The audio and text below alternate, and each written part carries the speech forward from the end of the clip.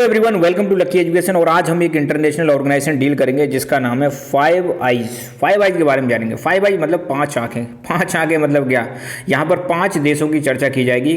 कुछ five English speaking countries हैं जिनका एक ग्रुप है जो आपस में एक दूसरे के साथ इंटेलिजेंस शेयर करता है। अभी ऐसा चर्चाएं चल रही हैं कि इस ग्रुप में थोड़ा सा दरार सी मतलब पड़ने की संभावना है, स्पेशली यूएस के जो प्रेसिडेंट है नए डोनाल्ड ट्रंप, उनके आने के बाद।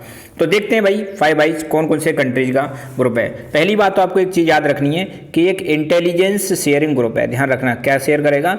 इंटेलिजेंस शेयरिंग अलाइंस है जिसका नाम है फाइव आइज। फाइव कंट्रीज हैं इसके अंदर। कौन कौन से फाइव कंट्रीज आते हैं? You must know all the five countries.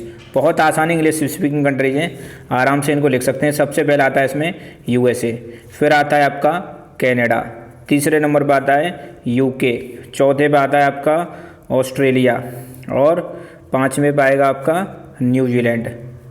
तो इन पांच देशों का जो ग्रुप है इसी को बोलते हैं फाइव आइज। बस इतनी सी इन्फॉर्मेशन आपको पता होनी चाहिए। चर्चा में रहता है किससे संबंधित है, कौन कौन से देश हैं, इससे ज़्यादा इन्फॉर्मेशन याद रखने की जरूरत नहीं है। फिर भी आपको अगर चाहिए तो लो, यहाँ पे आप देख लो। फाइव आइज एक इंटेलिजेंस शेयरिंग अलाइंस है। पांच इंग्लिश स्पीकिंग देश मतलब जो देश हैं उनका अलाइंस है। कौन कौन से पाँच देश हैं? ये रहे आपके पाँच देश, Australia, Canada, New Zealand, UK, US. Map में देख लेते हैं। ये रहा आपका यूएसए, ये रहा आपका कनाडा, ये रहा आपका यूके, ये है आपका ऑस्ट्रेलिया और ये रहा आपका न्यूजीलैंड।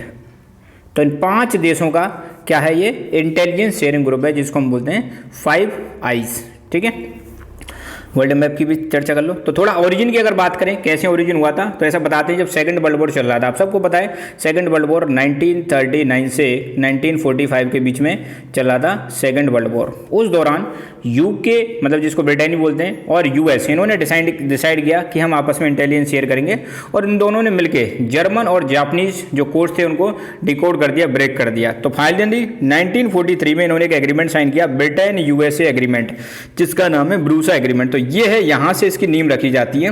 ब्रिटेन और यूएसए का जो एग्रीमेंट साइन हुआ था कि हम आपस में इंटेलिजेंस शेयर करेंगे।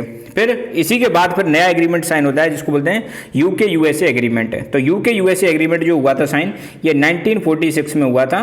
दोनों देशों ने मिलकर साइन किया था, स्पेशली यूएसए और यूके ने, कि भाई हम आपस में इंटेलिजेंस शेयर करेंगे। इंटेलिजेंस मतलब वही जो मतलब हेल्प करती है नेशनल सिक्योरिटी में ना, टेररिज्म से टेररिज्म को काउंटर करने के लिए, देश की सिक्योरिटी के लिए, दुश्मनों से मतलब टैकल करने के लिए। बाद में तो शुरू में तो दो ही देश थे इसमें, यूके और यूएसए। बाद में फिर इसमें कनाडा आ जाता है। कनाडा 1949 में ज्वाइन करता है। फिर इसमें न्यूजीलैंड आ जाता है और फिर फाइनली ऑस्ट्रेलिया। तो न्यूजीलैंड और ऑस्ट्रेलिया जो हैं ये एक साथ आ जाते हैं, ध्यान रखना, न्यूजीलैंड और ऑस्ट्रेलिया। तो न्यूजीलैंड और ऑस्ट्रेलिया दोनों ज्वाइन करते हैं 1956 में। तब से लेकर आज तक ये आपस में एक दूसरे के साथ इंटेलिजेंस शेयर करते हैं। एक और चीज़ मैं आपको बता दूं, किसी ज़माने में यूरोप से बहुत सारे अंग्रेज अमेरिका में जाते हैं, ऐसे ही ऑस्ट्रेलिया में आते हैं और न्यूजीलैंड में जाते हैं। तो इन्होंने क्या किया था, इन यूरोपियंस ने, है ना, इन देशों में जाके, जैसे अमेरिका में जाके, ऑस्ट्रेलिया में जाके, यहाँ के नेटिव लोगों को डिस्प्लेस कर दिया था। नेटिव मतलब यहाँ के जो ओरिजिनल इनहेबिटेंट थे उनको इन्होंने डिस्प्लेस कर दिया। तो आज की डेट में आप देखोगे ना, तो ये जो गोरे गोरे दिखाई देते हैं यूएसए में, कनाडा में, यहाँ पे ये एक्चुअली इनका ओरिजिन यहाँ का नहीं है। इनका ओरिजिन कहाँ का है? इनका ओरिजिन यूरोप का है। तो इसलिए इन सबका सिस्टम आपको देखने को मिलेगा एक जैसा सिस्टम है। तभी इन पांचों ने मिलकर एक ग्रुप बनाया कि भाई हमारा ओरिजिन एक ही है और सभी अंग्रेजी बोलने वाले देश हैं। तभी इनके बीच में एक ग्रुप बन के आया जिसका नाम है फाइव आइज। तो बस आज के लेक्चर में इतना ही। Thank you so much.